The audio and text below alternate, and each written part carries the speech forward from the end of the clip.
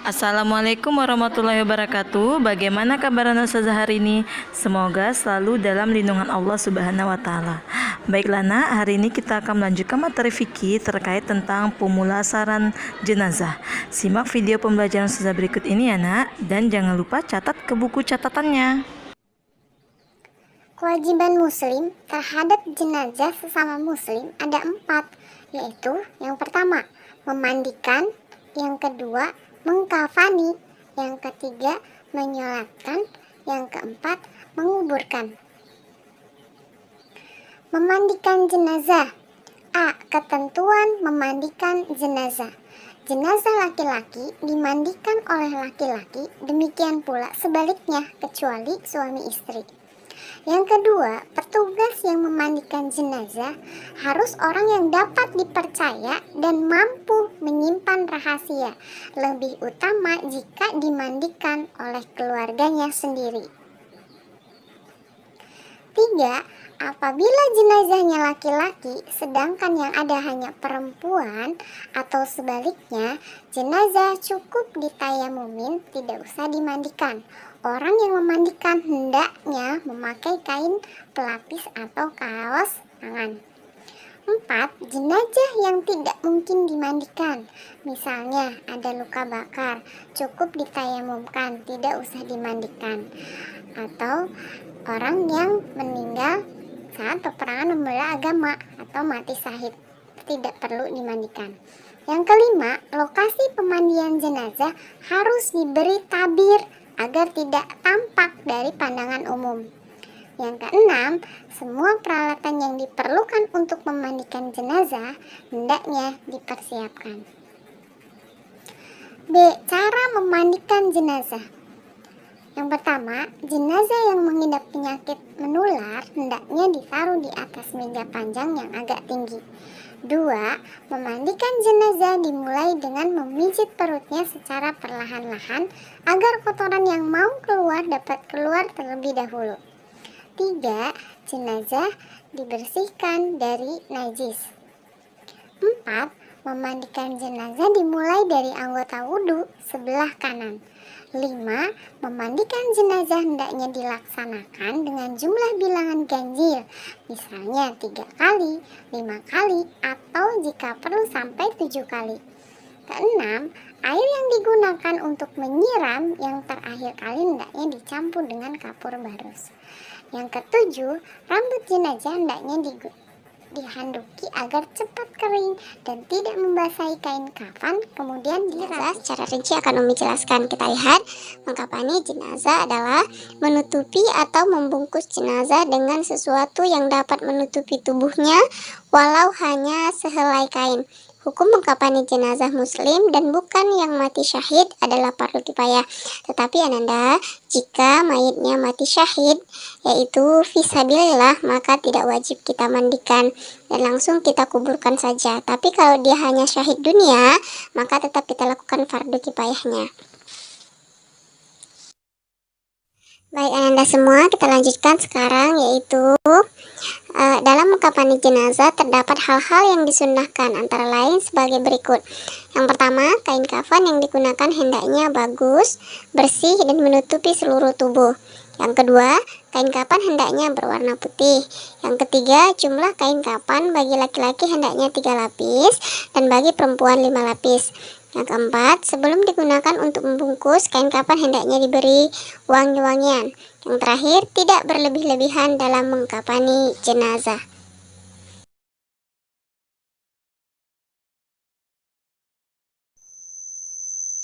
Baik Anda, kita lanjutkan cara mengkafani jenazah laki-laki. Kita lihat caranya. Yang pertama, bentangkan kain kafan sehelai demi sehelai. Yang paling bawah lebih besar dan luas. Sebaiknya masing-masing helai diberi kapur barus. Yang kedua, angkatlah jenazah dalam keadaan tertutup dengan kain dan letakkan di atas kain kafan, memanjang lalu ditaburi dengan wangi-wangian. Yang ketiga, tutuplah lubang-lubang yang mungkin masih mengeluarkan kotoran dengan kapas. Dan yang terakhir, selimutkan kain kafan sebelah kanan yang paling atas, kemudian ujung lebar sebelah kiri. Selanjutnya, lakukan selembar demi selembar dengan cara yang lembut. Selanjutnya Ananda, yaitu cara mengkafani jenazah perempuan. Kita lihat kain kafan perempuan terdiri dari 5 lapis. Kita lihat lembar pertama, yang paling bawah untuk menutupi seluruh badan yang lebih besar. Yang kedua, untuk kerudung kepala. Yang ketiga, untuk baju kurung. Yang keempat, untuk menutup pinggang hingga kaki. Kemudian lembar yang terakhir atau yang kelima yaitu untuk pinggul dan pahanya. Caranya Ananda, yang pertama, susunlah kain kafan yang sudah dipotong-potong untuk masing-masing bagian dengan tertib. Kemudian angkatlah jenazah dalam keadaan tertutup dengan kain dan letakkan di atas kain kafan sejajar, serta taburi dengan wangi-wangian atau dengan kapur barus. Selanjutnya, tutuplah kain pembungkus pada kedua pahanya. Kemudian, tutup lubang-lubang yang mungkin masih mengeluarkan kotoran dengan kapas. Selanjutnya, pakaikan sarung, terus dandanilah rambutnya lalu julurkan ke belakang. Dan selanjutnya pakaikan penutup kepalanya. Dan yang terakhir yaitu kain yang terakhir itu kita gunakan yaitu dengan menemukan kedua ujung kain kiri dan kanan lalu digulung ke dalam. Setelah itu ikat dengan sobekan pinggir kain kafan yang telah disiapkan di bagian bawah kain kafan 3 atau 5 ikatan Ananda, bahwa ikatan itu boleh kita gunakan 3 atau 5 ikatan. Menyolatkan jenazah. Sholat jenazah hukumnya fardu kifayah, yang artinya wajib dikerjakan, namun jika sudah ada umat muslim lain yang mengerjakannya, kewajiban umat muslim lainnya menjadi gugur. Sholat jenazah terdiri dari 4 takbir dan dilakukan dengan berdiri. Dalam sholat jenazah tidak dilakukan gerakan ruku, tidak sujud, duduk di antara 2 sujud, dan duduk tahiyat. Rukun sholat jenazah urutannya ialah sebagai berikut. Niat, berdiri bagi yang mampu, 4 kali takbir, mengangkat tangan saat takbir pertama, membaca Al-Fatihah, membaca sholawat Nabi, berdoa untuk jenazah, dan salam. Posisi imam pada saat sholat jenazah. Jenazah laki-laki, imam berada sejajar di kepala. Sedangkan untuk jenazah perempuan, imam berada di pusar jenazah. Cara sholat jenazah. Yang pertama, niat. Takbir pertama membaca Al-Fatihah. Takbir kedua membaca sholawat. Takbir ketiga berdoa untuk jenazah. Ini doa yang pendek, ada juga doa yang panjang. Takbir keempat membaca doa untuk jenazah dan orang yang ditinggalkan.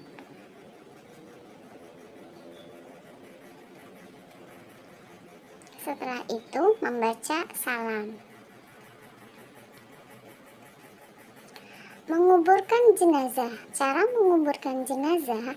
Yang pertama, 2 atau 3 orang mengambil jenazah dari mobil jenazah atau dari keranda untuk diterima kepada orang yang sudah siap di dalam kubur, atau 2 atau 3 orang. Yang kedua, jenazah diturunkan ke liang lahat. Yang ketiga, jenazah dibaringkan miring ke kanan menghadap kiblat. Yang keempat, agar tidak mudah terguling, bagian depan dan belakang diganjal dengan tanah. Yang kelima, sunnah melepas bagian tali kafannya, lazimnya pada bagian kepala jenazah. 6. Agar jenazah tidak langsung tertindih tanah, perlu kiranya di atas jenazah diberi kayu atau papan untuk menahan tanah. 5. Demonstrasikan jenazah. Demonstrasikan jenazah ada yang memandikan jenazah, mengafani jenazah, menyolatkan jenazah, dan menguburkan jenazah, seperti di video sebelumnya yang sudah anak ustazah tonton. Selanjutnya, Selanjutnya yang keenam, sikap peduli sebagai implementasi pemahaman tentang pengurusan jenazah. Adapun sikap peduli kita yang pertama, ikut aktif gotong royong, ikut aktif mengurus jenazah, kewajiban kita ikut mengurus jenazah dan bersedia menjadi tim persiapan jenazah. Yang ketujuh, hikmah ketentuan perawatan jenazah. Adapun hikmahnya, yang pertama, pengetahuan tentang tata cara mengurus jenazah, melaksanakan amalan baik, terjalinnya hubungan batin yang dekat antara sesama muslim, hidup bergotong royong, memperoleh pahala yang besar, serta terlepas dari kewajiban mengurus terhadap sesama muslim. Kematian salah seorang keluarganya. Kalau dalam bahasa kitanya sering kita dengar dengan istilah melayat. Nah, melayat itu diistilahkan dengan fikih disebut dengan takziah. Tujuannya adalah dalam rangka menghibur atau memberi semangat kepada orang yang tertimpa musibah tersebut. Para muazzin adalah orang laki-laki yang bertakziah, atau muazziyat adalah orang yang bertakziah dari kalangan perempuan. Maka di dalam bertakziah itu terdapat adab-adab yang harus dilakukan terhadap keluarga yang ditimpa musibah atau terhadap orang yang kita layati. Yang pertama, tentu kita akan menyampaikan doa untuk kebaikan dan ampunan terhadap orang yang meninggal serta kesabaran bagi yang ditinggal. Nah, kalau dalam tradisi negara kita ini yang ada di Indonesia, itulah dia kita sering menyampaikan doa melalui pertama itu kita melakukan pembacaan Yasin, takhtim dan tahlil sebagai tambahan barokah untuk doa kita. Nah, sebab di saat kita mengamalkan ayat-ayat Al-Quran serta membaca ayat Al-Quran lalu kita kirimkan kepada mayit, maka insya Allah akan lebih sempurna. Kemudian ketika kita bertakziah atau melayati keluarga yang ditimpa musibah itu, hindarilah pembicaraan yang menambah sedih keluarga yang ditimpa musibah. Kita bertujuan takziah itu untuk menghibur, bukan untuk menambah kesedihan. Maka kita pun harus menghindari hal-hal yang itu bisa menambah sedih keluarga yang ditimpa musibah. Sebagai contoh, salah satunya adalah mengungkit masa lalu yang buruk terhadap mayit, atau mengungkit hal-hal yang tidak baik terhadap si mayit ketika masa hidupnya. Ini akan menambahkan kesedihan terhadap keluarga yang ditimpa musibah. Yang ketiga, hindarilah canda tawa, apalagi sampai terbahak-bahak. Nah, ini yang sering terjadi, maka mesti dihindari hal-hal yang ketika itu berunsur canda atau tawa, apalagi sampai terbahak-bahak. Kenapa?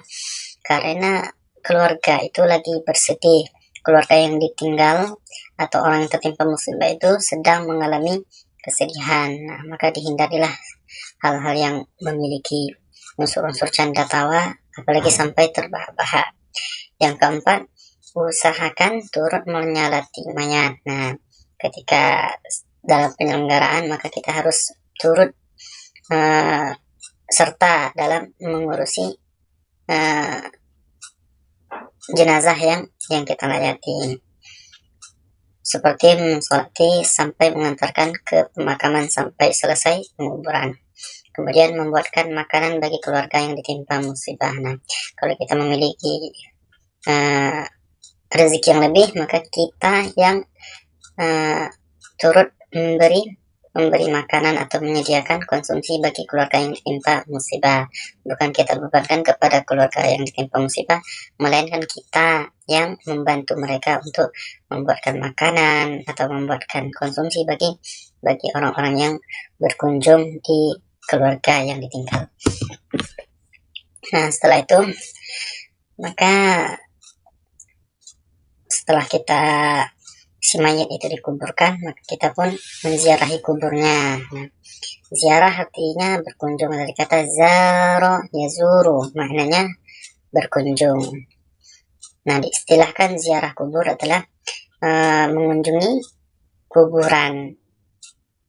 Awalnya Rasulullah SAW pada masa awal Islam itu muncul melarang untuk menziarahi kubur. Akan tetapi karena umat Islam pada akhirnya telah kokoh iman dan telah kokoh keyakinannya, maka Rasulullah SAW kembali memerintahkan umat Islam untuk menziarahi kubur. Dengan tujuan apa? Dengan tujuan untuk mengingat mati, karena mengingat mati itu penting, dan diantara pengingat mati adalah ziarah kubur. Rasulullah SAW sangat menganjurkan kita untuk berziarah kubur dengan tujuan untuk mengingatkan kematian tersebut. Kalau pada masa awal Islam itu Rasulullah melarang, kenapa?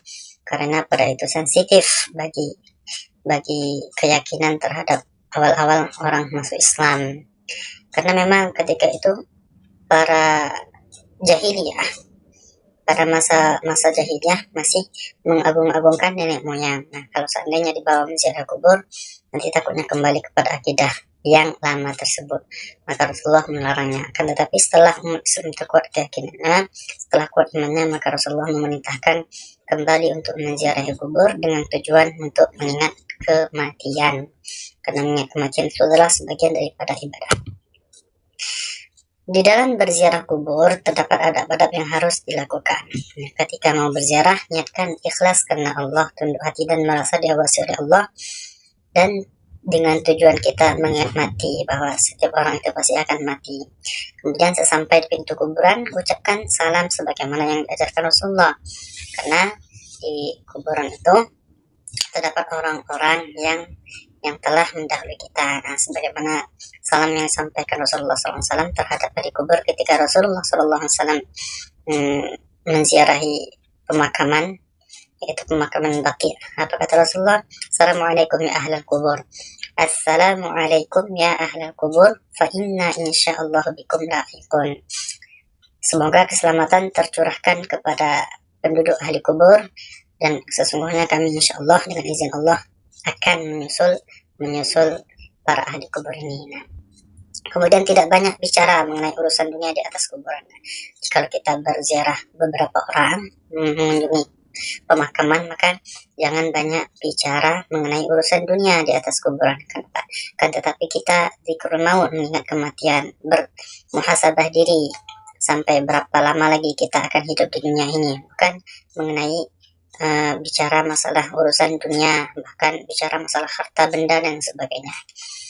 Kemudian berdoa untuk ampunan dan kesejahteraan kepada si mayit yang ada di kuburan tersebut. Nah, berdoa meminta ampun kepada Allah Subhanahu wa Ta'ala untuk orang-orang yang telah mendahului kita dengan mengirimkan Al-Fatihah dan lain sebagainya.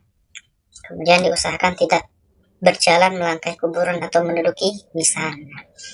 Kenapa? Sebagai adab kita diusahakan jangan berjalan melangkahi kuburan, akan tetapi berjalanlah di sudut-sudut kuburan tersebut, bukan melangkahi serta bahkan menduduki kuburan itu. Nah, dalam ziarah kubur ini terdapat hadis dari Rasulullah SAW. Awalnya yang telah kita sampaikan pada awal tadi, kuntu nahaitukum an ziyaratil kubur. Pada awalnya Islam mula datang itu dilarang, Nabi Muhammad SAW melarang untuk menziarahi kubur. Ala fazuruha, maka sekarang kunjungilah, fa innahu yuriqul qalb. Kenapa? Karena dalam menziarahi kubur itu akan melunakkan hati, wa tudmi'ul ain, akan menitikkan air mata. Kenapa? Karena kita akan bermuhasabah, bertafakur sampai kapan kita akan hidup dunia ini. Tak lama lagi kita hanya menunggu giliran. Wa tudzakirul akhirah, lalu kita akan mengingat hari akhirat, hari kekal abadi yang akan kita kembali kepadanya. Wala taqulu hujon, dan jangan kita berkata buruk di saat menziarah itu. Malahan kita harus bermuhasabah dan bertafakur. Hikmah takziah. Nah, di dalam kita bertakziah ternyata di sana terdapat hikmah. Yang pertama, kehadiran tetangga, saudara, teman, dan orang yang akan sangat membantu dalam mengurangi beban mental yang harus mereka pikul akibat dari musibah tersebut. Kehadiran kita di dalam kita menghibur serta menguatkan, maka akan sangat mempengaruhi beban mental yang harus mereka pikul akibat dari musibah itu, akan menghibur mereka, akan menguatkan mereka. Kemudian mempertebal keyakinan terhadap kekuasaan Allah. Di dalam kita bertakziah, kita akan meresapi diri kita bahwa setiap jiwa akan mati, setiap orang yang bernyawa akan dipanggil, akan kembali kepada yang pencipta, dan mendorong untuk memperbanyak ibadah. Dengan kita bertakziah, kita akan mendorong diri untuk memperbanyak ibadah serta meningkatkan ketaatan. Yang keempat, mempertebal hubungan persaudaraan sesama mukmin. Nah, dengan kita berziarah dan kita takziah atau melayat, kita akan semakin mempererat persaudaraan sesama mukmin, khususnya tetangga, yang sehingga terbuka kemungkinan untuk meningkatkan ukhuwah Islamiyah dan bersilaturahmi. Di dalam hikmah ziarah kubur, yang pertama tentu sebagaimana tertera dalam hadis, mengingat kematian. Di dalam menziarah kubur itu mengingatkan kita akan kematian yang akan menghampiri kita. Dapat memberikan rasa zuhud atau menjauhi diri daripada sifat keduniaan, yaitu menjauhi diri kita daripada hal-hal yang melekatkan hati kita di dunia ini. Ketiga, selalu ingin berbuat baik sebagai bekal kelak di alam kubur dan di hari akhir. Dengan kita meresapi diri kita, dengan kita menziarah kubur itu kita akan berbuat baik. Dengan tujuan apa? Sebagai bekal kelak di alam kubur dan hari akhir, karena kita akan kembali ke sana. Yang keempat, hikmahnya adalah akan mendoakan si mayat agar diampuni dosanya dan diberi kesejahteraan di dalam kubur maupun di hari akhirat. Baiklah nak, itu tadi materi kita terkait tentang jenazah, takziah, dan ziarah kubur. Sudah harapkan sudah mengerti dan memahaminya. Silakan dicatat ke buku catatannya. Ustazah akhiri, wabillahi taufiq wal hidayah. Wassalamualaikum warahmatullahi wabarakatuh.